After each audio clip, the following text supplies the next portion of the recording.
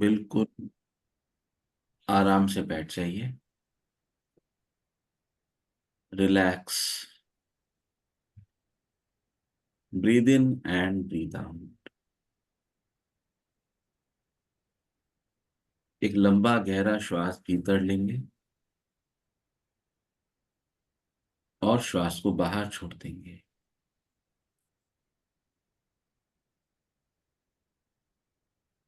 एक और लंबा गहरा श्वास भीतर।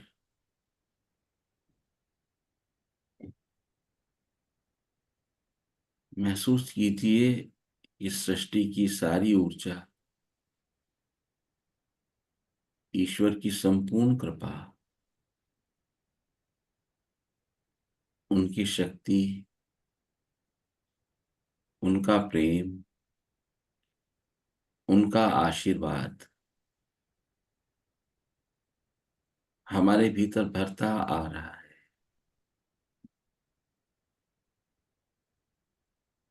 एक अद्भुत प्रकाश की ऊर्जा से हम भर गए हैं और ये ऊर्जा हमारे शरीर से होकर अब बह रही है। Breathe out.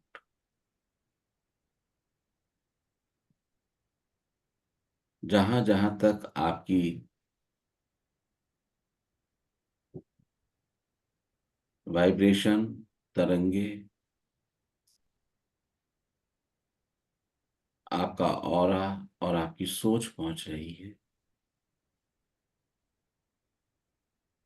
वो सब स्थान, सब जीव ईश्वरीय ऊर्जा से ओतप्रोत हो रहे हैं और आप ये सब देखकर आनंदित हो रहे हैं।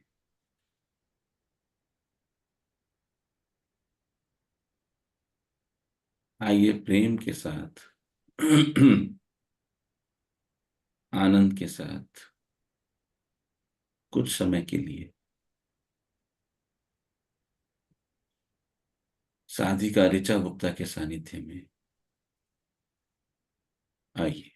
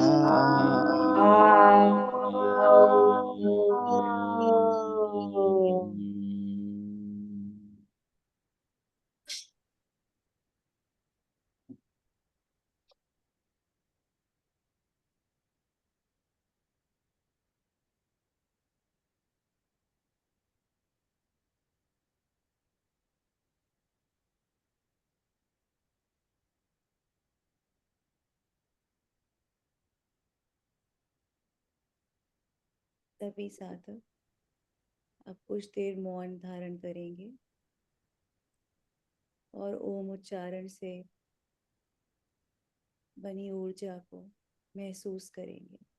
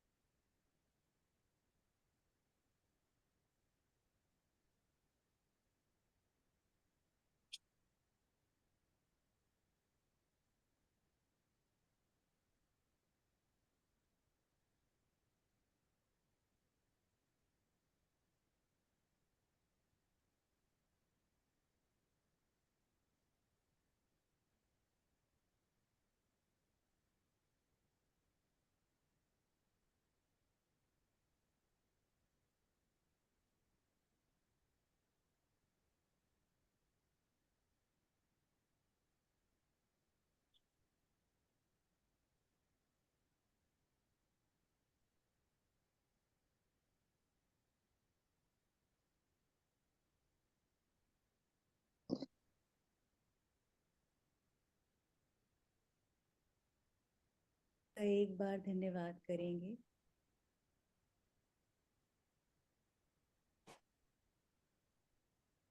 श्री परम गुरुदेव का धन्यवाद करेंगे। गुरुदेव का और प्रकृति का भी धन्यवाद करेंगे।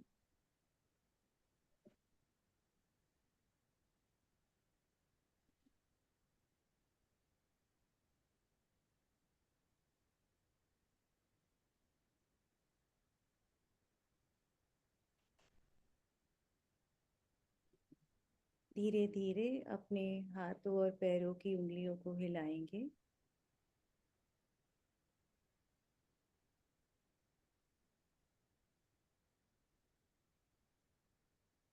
हथेली का घर्षण करेंगे।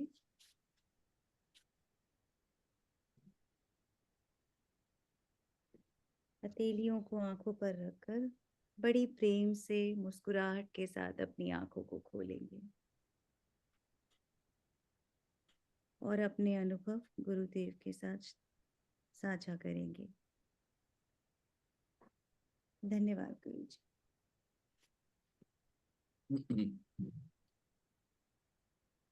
धन्यवाद ऋचा, हम सबको बहुत अच्छे से ध्यान कराने के लिए।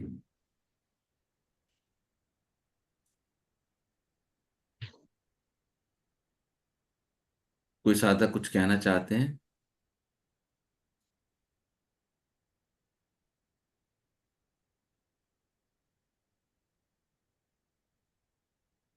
मुझे गुरु जी आज ध्यान में ऐसा लगा अभी साधना करते हुए कि हम बोल भी क्यों रहे हैं, वो भी एक कोलाहल है।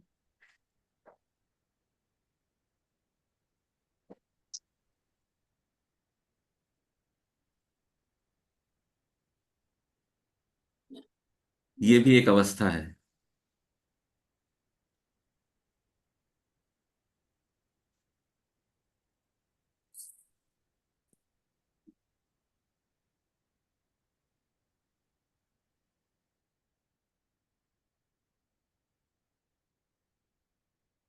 ज्योति का एक मैसेज था जो मैं तलाश रहा हूं।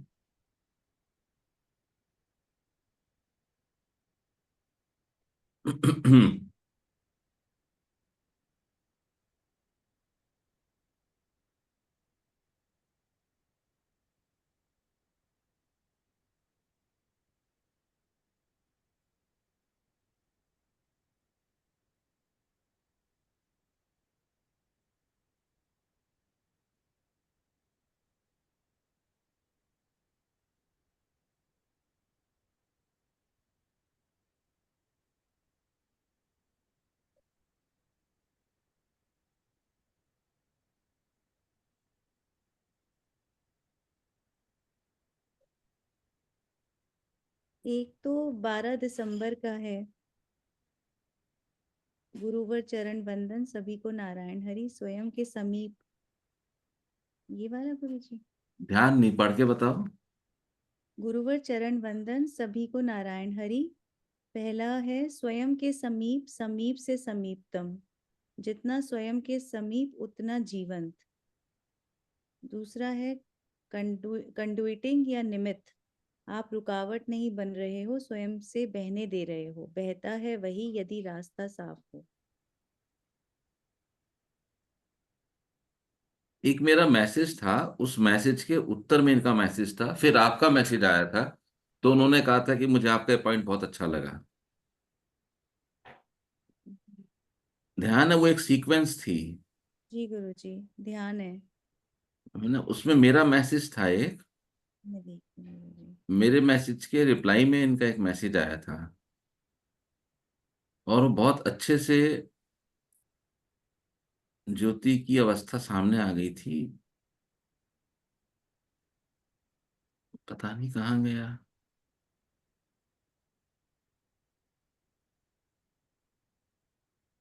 एक तो आजकल मैसेज तलाशते हैं ना, मैसेज नहीं मिलते।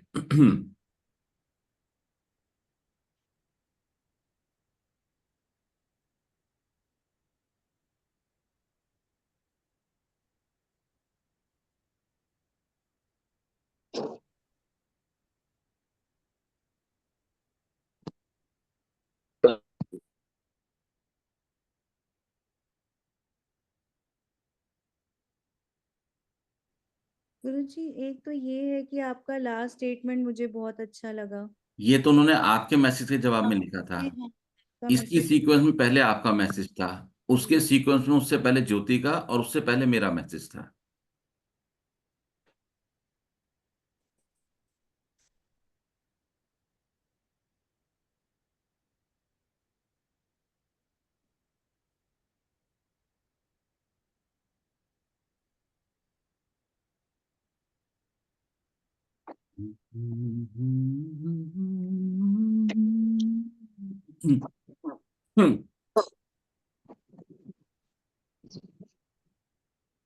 है ना।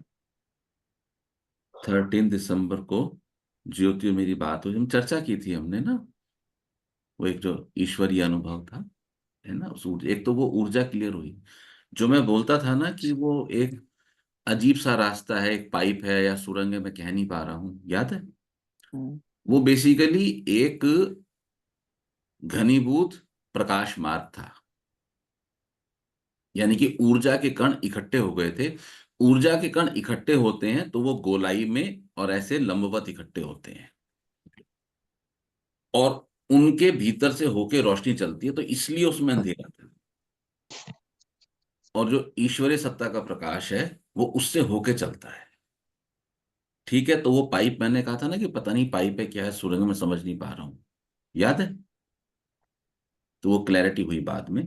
आपके अनुभव आपके साथ रहते हैं।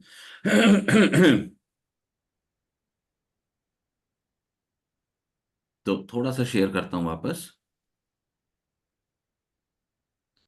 बात उस समय ऊर्जा की हो रही थी, और मैंने ज्योति को बहुत सारे मैसेज लिखे थे।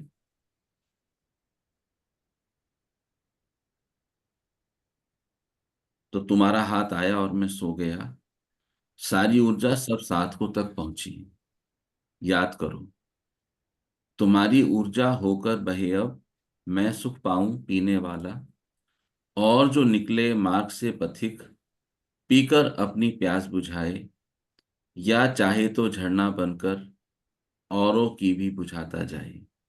आभार तुम्हारा, तुम आगे बढ़ो, बढ़ते ही रहो। इसका अंतिम मैसेज, सब बांट दो। बांटना ही मार्ग है, बांटना ही कर्म, बहुत स्पष्ट है। सब बांट दो, बांटना ही मार्ग है, बांटना ही कर्म। अब अवस्था देखो, ज्योति की अवस्था क्या है वो देखो। ज्योति ने मैसेज लिखा, पढ़ के बता देता हूं। गुरुवर मैं निशब्द हूं, ईश्वर का धन्यवाद कि मुझ तक ये अनुभव पहुंचा।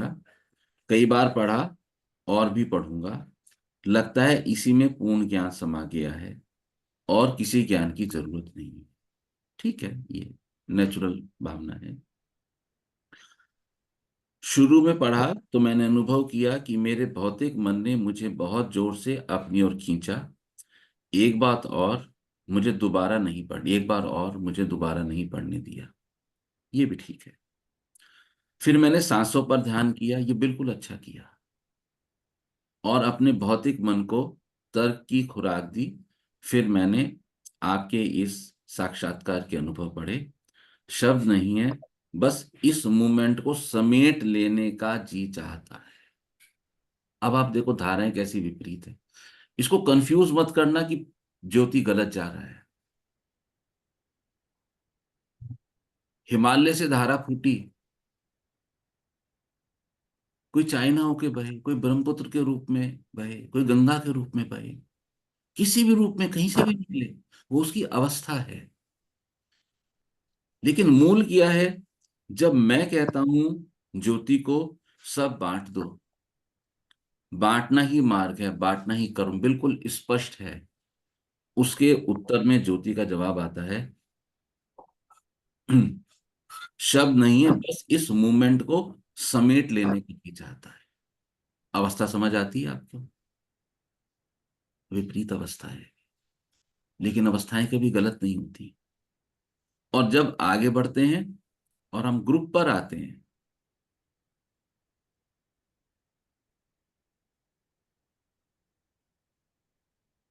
ग्रुप पर आते हैं, ऋचा है वो मैसेज तुम्हारा वाला जो है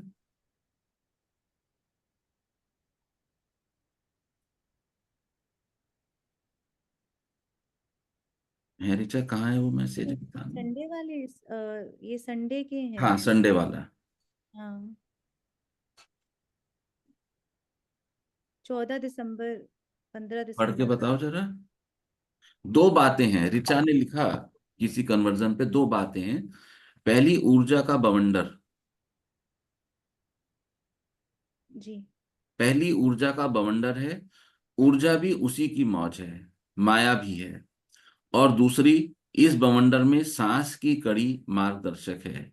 जैसे अंधेरे हो जाने पर चमकती हुई येलो लाइन। सांसों का ध्यान, उन्हें पकड़ के रख पाने की कला आगे बहुत काम आएगी। कौन सी कला? उन्हें पकड़ के रख पाने की कला। बांटने का विपरीत हो रहा है ना? ये बांटने का विपरीत हो रहा है, पकड़ के रख पाने की कला। लेकिन अभी हम चर्चा ऋचा की नहीं कर रहे हैं, अभी हम चर्चा ज्योति की कर रहे हैं। तो उन्होंने एक बात कही कि पकड़ कर रखने की कला, वो समेटना चाहते थे, यहां पकड़ आ गई। तो क्या जवाब देते हैं ज्योति? ज्योति ने इनका जवाब दिया सिर्फ एक लाइन में, आपका लास्ट स्टेटमेंट मुझे बहुत अच्छा लगा। ज्योति, ज्योति का डिस्कनेक्ट हो गया शायद। ज्योति, ये बेस्ट पॉइंट है अपने को अंडरस्टैंड करने का। अगर तुम्हें अपनी अवस्था समझ आ जाए, तो तुम्हें सबकी अवस्था समझ आने लगेगी। फिर एक क्षण भी नहीं लगेगा, अपनी अवस्था को देखो कि तुम्हारी अवस्था क्या है। अगर तुम्हें तुम्हारी अवस्था समझ आ जाए, और इसीलिए मैं बार बार आग्रह करता हूं कि अपने अनुभव लिखकर भेजिए। जब आप अपने अनुभव लिखकर भेज रहे होते हैं, उस समय आप अपने भीतर को बाहर हम्म। प्रसारित हो जाने का पूरा पूरा अवसर दे रहे होते हैं, और आपके शब्द आपकी सटीक अवस्था को बयान कर सकते हैं। मुझे कई बार लगता है ये लोग, रमन महर्षि, औरबिंदो, ओशो, गुरु नानक, इतना चलते रहे, इतना बोलते रहे, मीरा इतना गाते रहे, इन्होंने शायद दुनिया के लिए कभी किया ही नहीं। इन्होंने अपने लिए किया। और जब एक व्यक्ति अपने लिए निस्वार्थ भाव से करता है, तो ठीक उसी समय वो सारे संसार के लिए निस्वार्थ भाव से करने वाला हो जाता है। आप अपने लिए एक दीपक जलाओ। मत सोचो घर में अंधेरा है, किसी और को पढ़ना है। नहीं, मैं अपने लिए दीपक जलाऊं। प्रेम से दीपक जलाओ। जितने आपके संपर्क में आएंगे सब तक उजाला पहुंचेगा, सब लाभान्वित होंगे। तुम अपनी अवस्था को जानो कि तुम्हें उजियारे की जरूरत है, तुम्हें दीपक चाहिए। अपने लिए करो।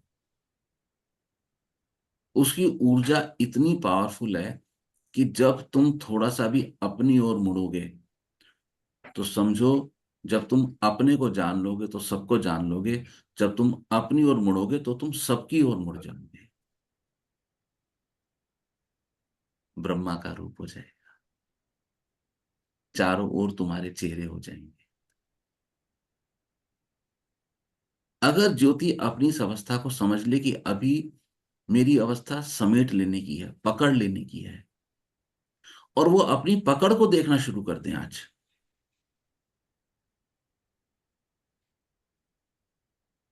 तो समझो मुड़ गए। फिर कोई समस्या नहीं बचती। मुड़ गए। बस इतना सा मैं कहना चाहता था। ज्योति को क्योंकि पूरा कन्वर्जन नहीं सुनाई दिया, उनका इंटरनेट डिस्कनेक्ट होता रहा, तो ज्योति, इसकी वीडियो जब आ जाएगी यूट्यूब पे, आप सुन के रिकॉर्डिंग को, और कुछ आप पूछना चाहो तो पूछना। ठीक है? और कोई साधक कुछ कहना या पूछना चाहते हैं तो गुरुजी, आपका कल का मैसेज। हल्का मैसेज। तो आप लोगों को ध्यान होगा, मेरे ख्याल से 16 मई 2023 था। जी गुरुजी। 16 मई 2023, 16 मई 2023 को एक मैसेज गुरु जी की तरफ से दिया गया था, जो आप लोगों को भेजा गया था एक दिन के लिए। हम्म। और उसमें आने वाले समय की चर्चा की गई थी, और उसमें ये इशारा किया गया था कि जल्दी ही जो अवतार है वो धरती पर दिखाई देंगे। तब तक ऐसा हमें नहीं लगता था, 1.5 साल पुरानी बात है, आज लगभग पूरे 1.5 साल हो गए। तब तक ऐसा नहीं महसूस होता था। और शायद हम में से बहुत लोगों को या मैक्सिमम को पता ही नहीं था कि उत्तर प्रदेश में जो स्थान संभल है, वहां पर भगवान विष्णु के 12वें अवतार कल की अवतार का जन्म हुआ। कुछ बहुत चुनिंदा लोगों को इस बात की जानकारी थी। और उसमें लिखा था एक मैसेज, जो शब्द थे जो मैंने आपको कल वापस फॉरवर्ड किए, वो अब युवान हो रहे हैं। सब लीला है, वो अब युवान हो रहे हैं। तो मैं अक्सर चर्चा करता हूं कि जो क्रांति है वो युवान लाते हैं, वृद्ध नहीं लाते। वृद्धों ने तो दिमाग लगाया, लेकिन क्रांति तो भगत सिंह लेके आए। भारतवर्ष के किसी भी हिस्से में जाओ, इवन जो अलग हो गया वहां भी जाओ, वहां भी भगत सिंह के नाम का सम्मान है, एक्नॉलेजमेंट है। कोई किसी आयु का हो, किसी क्षेत्र का हो, सबके मन में भगत सिंह के प्रति एक सब, और क्रांति लाए, क्रांति युवान लाते हैं।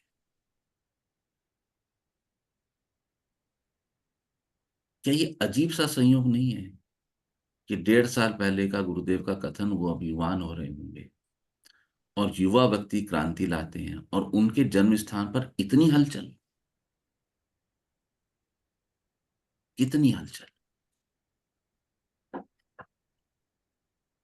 ऐसा तो जितना मुझे समझ है, ऐसा तो इतिहास में कभी नहीं हुआ है कि कुएं पे कुएं मिलते जाएं, कुएं पे कुएं मिलते जाएं, और जहां जहां वो नक्शे में है वो मिल रहे हैं लगातार। क्या ये क्रांति नहीं है? तो मुझे वो ख्याल आया, वो अब युवान हो रहे हैं। धरती की करवट का समय ऐसे था ना, समय धीरे धीरे आ रहा है। अपनी आध्यात्मिक चेतना को जितना अधिक हो सके उतना अधिक प्रबल करने,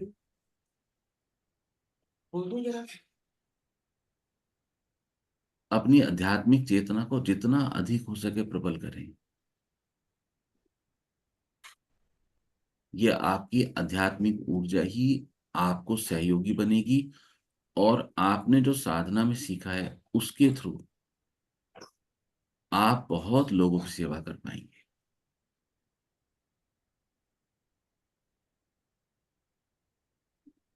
अपने को तैयार कीजिए सेवा के कार्य के लिए।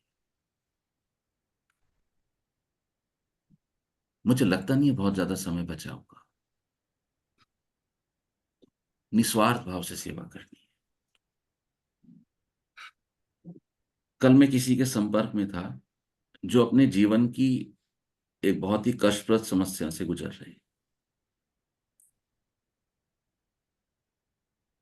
और उनको इस बात की सजा मिल रही है जो पाप उन्होंने नहीं किया इस जन्म में।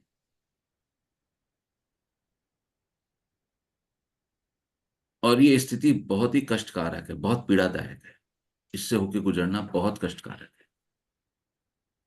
भावनात्मक रूप से ऐसी पीड़ा किसी को ना दे, हम ऐसी प्रार्थना कर सकते हैं, लेकिन कर्मों के योग भुगतने पड़ेंगे। तो उन्होंने मुझे एक प्रश्न किया, मेरे साथ ऐसा क्यों? तो जब मैं रात को अध्ययन करता था तो मुझे एक पुस्तक में कुछ उनके प्रश्नों के उत्तर मिले। मैंने उस क्योंकि ये आकाशिक का सेशन लिया था, तो मैंने उस उत्तर के आधार पे उनको 3 क्लिप्स भेजे। मैं उनमें से 2 आपको पढ़ के सुना रहा हूं। इससे आपको समझ आएगा कि क्यों हम वापस बार बार उसी कष्ट के कुएं में गिरते हैं। ये भगवान ने भी समझाया था अर्जुन को, जब अर्जुन ने पूछा था कि क्यों हम पाप के प्रेरे हुए कर्म बार बार करते हैं। आज की भाषा में एक बहुत बड़े मनोवैज्ञानिक हुए हैं, सिगमंड फ्राइड, और हमारे समाज में, भारतवर्ष में जो ये एक अहंकार है ना कि हमने बहुत काम किया था,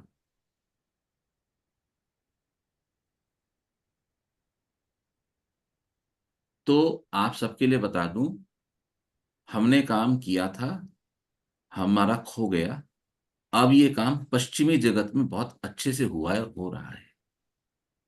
और इसलिए पश्चिमी जगत को सिर्फ भोग जगत कह के उसका तिरस्कार करना ठीक नहीं। पश्चिम जगत में a part of scientific developments मनोविज्ञान पर बहुत काम हुआ है, और वैज्ञानिक तरीके से हुआ है। वो अब वापस आ रहा है, क्योंकि हम लोगों की प्रकृति है तो हम उसको एक्सेप्ट कर रहे हैं। सिगमंड फ्रायड हुए, पढ़ के सुनाता हूं। आधुनिक मनोविज्ञान के जनक माने जाने वाले सिगमंड फ्रायड ने रिपीटेशन कंपल्शन के नाम से एक क्रांतिकारी खोज की। उन्होंने बताया था कि मानव मन की यह अद्भुत विशेषता होती है कि वह अतीत में लिए हुए भावनात्मक तीव्रता वाले अनुभवों, विशेषकर उन अनुभवों को जो दुखद रहे हो, कष्टप्रद रहे हो, को बार बार दोहराने के लिए, फिर अनुभव करने के लिए मचलता रहता है।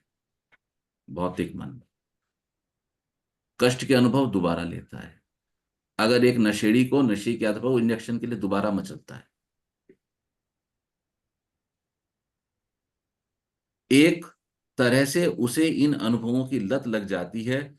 फिर धीरे धीरे वह इनके लिए उसी तरह बेकरार रहने लगता है जिस तरह ड्रग्स या किसी भी अन्य नशे का आदी व्यक्ति नशा करने के लिए होता है।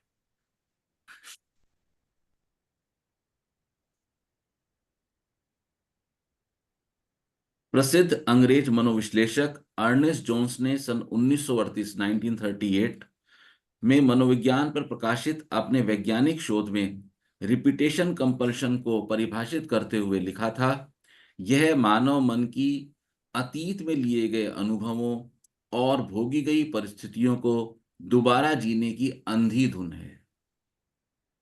वो इतना ही समझ पाए, अंधी धुन है। आगे सनातन बताता है कि जब तक हम उस कार्मिक अकाउंट से क्लियर नहीं हो जाएंगे, हम वापस उसी पैटर्न को अपनाते रहेंगे, जन्म दर जन्म, life their life, life their life. ये अंधी धुन इसलिए है क्योंकि हमें उस पर्टिकुलर अनुभव को जीकर उससे मुक्त होना है। आप कोई भी व्यक्ति अपना कोई भी केस उठा सकते हैं। कोई इमोशनल केस है, कोई हेल्थ का केस है। अंधी इसलिए क्योंकि उसे इस बात से कोई सरोकार नहीं रहता कि ऐसा करने से सुख मिलेगा, दुख। यह वजह है कि दुखद अतीत को दोहराने की यह धुन चाहे कितनी भी नुकसानदायक या विध्वंसक क्यों न साबित हो रही हो, व्यक्ति इसे पूरी किए जाने की इच्छा को मजबूर है। वह चाहकर भी इसे अपने इस व्यवहार को बदल नहीं पाता। उसकी इच्छा शक्ति किसी काम नहीं आती। उसकी इच्छा शक्ति किसी काम नहीं आती। तो कल जब मैं ये आकाशी का सेशन करता था तो बार बार उनको सलाह दी गई कि आप ईश्वर से शक्ति मांगे। उन्होंने और कोई उपचार नहीं दिया। उन्होंने जल पिलाया एनर्जी के लिए, कहा बार बार ईश्वर से शक्ति मांगिए आप।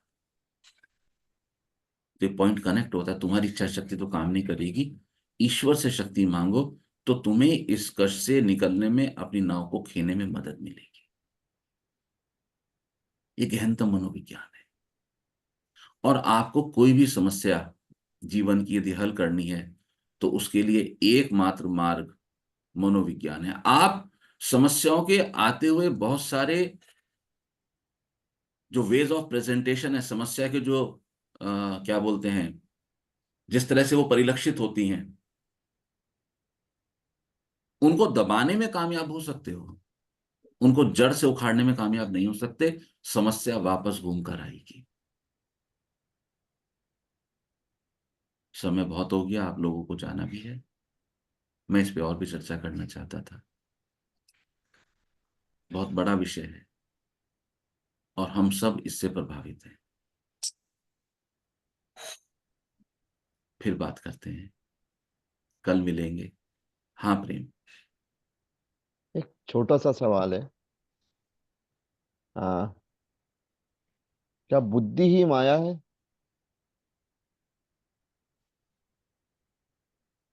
क्यों आज ये सवाल इसलिए आया कि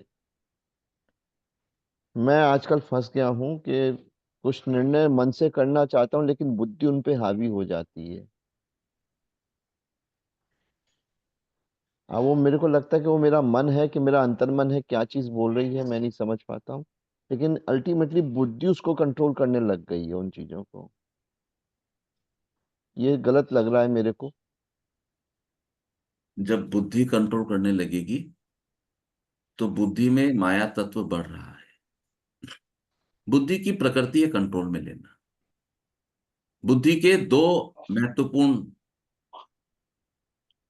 अंग समझिए, आनंद में कितना मुंह खोल के सांस ले, उबासी ले रही हो लगातार, है? ये क्या तरीका है? या तो वीडियो ऑफ करो या पानी पियो। दो, समझिए उसको। एक तो है बुद्धि का कंट्रोल में लेना, बुद्धि का हावी होना, एक है बुद्धि का सहयोग करना। तो जब बुद्धि हावी होने की चेष्टा करे तो देखो, तो आपको समझ जाना चाहिए ये लगाम कसनी है। और जब बुद्धि सहयोग करे तो लगाम कसने की आवश्यकता नहीं है, घोड़े ठीक चल रहे हैं। तो जैसे ही आपको ये चीज आए, अभी निर्णय को छोड़ दो, बैठो, अपने से बात करो, रिलैक्स करो, कुछ श्वास भीतर भरो और बाहर डालो, ईश्वर का ख्याल करो, देखो अपने को, आपको पता लगेगा क्या सही है। जो सबसे पहले खबर आएगी उस पर विश्वास कर लेना। अगर आप लोगों ने कभी मेरा को सुना, मैं बोलता हूं पहली बात सच, दूसरी बात संसार। जो पहली बात है मान लेना। और फिर साधना करने के बाद अगर आपको लग रहा है कि गड़बड़ हो रहा है, तो यानी कि गड़बड़ हो रहा है। अच्छा क्या हो रहा है? बुद्धि के निर्णय के क्रम में गड़बड़ होने का निर्णय लेने से पहले, इंप्लीमेंट होने से पहले आपको जागृति आ रही है। आप देख पा रहे हो। गहराई तक जाना मैंने ऐसे नहीं कहा था उस दिन आरती को। ज्योति ने पूछा था पलट के, किस बात का अनुभव गुरुजी? ज्योति ने फिर लिखा वही शब्द, आपको सब पता लग जाता है। इस बार कूड़े की तरह पढ़ के आगे निकल गया, नहीं आया पलट के तो। और फिर जब मुझे समझ आया बाद में कि मैं नहीं गया, तब मैंने लिखा धन्यवाद आरती। बाद में लिखा था उत्तर, तुरंत नहीं दिया था। जब मुझे खबर आई कि ये भी तो लिखा था, अब तार नहीं झनकते।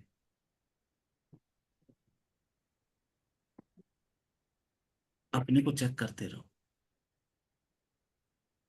अपने को चेक करो।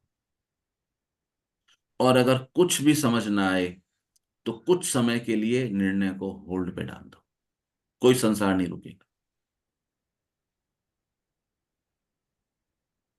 तुम्हारा भविष्य ईश्वर ने संभाला हुआ है, डोंट वरी, विश्वास रखो।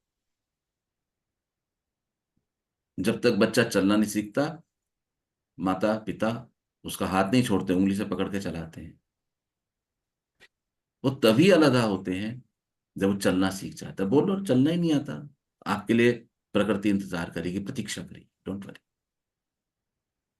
ठीक है, ठीक है। कल मिलेंगे 7:30। आप सब साधना करते रहें, आप सबका कल्याण हो। आप सबका बहुत बहुत धन्यवाद। नारायण हरि। नारायण नारायण हरि। हरि, नारायण सभी को नारायण। नारायण हरि गुरु जी।